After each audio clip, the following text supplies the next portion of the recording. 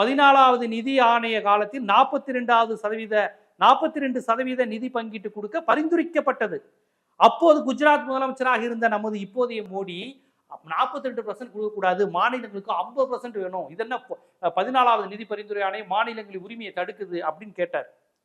கொடுக்கணும்னு குரல் எழுப்பினார். ஆனால் 2016 இதே 14வது நிதி ஆணைய பரிந்துரைய 42ல இருந்து 33 அவர் மாத்திருக்காரு. என்ன கொடுமை பாருங்க. 42% மாநிலங்களுக்கு கிடைத்து வந்த நிதியை 33 தான் பிரதமர் ஆனவனே செய்திருக்கிறார் முன்னாள் முதல்வராக இருந்த மோடி. அப்ப நமக்கான நிதி விகிதம், நிதி பங்கீடு குறைஞ்சிருக்கு. 42 குறைவு, 50% வேணும்னு அவரே கேட்டிருக்கிறாரு. ஆனால் இவர் ஆட்சிக்கு வந்து என்ன பண்ணிருக்காரு, 44 32 குறைச்சிருக்கிறார். அப்போ 12 விழுக்காடு நமக்கு குறைஞ்சிருக்கு.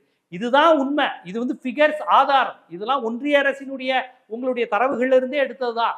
ஆனா நீங்க என்ன சொல்றீங்க, பணம் கூடி இருக்குங்கிறீங்க.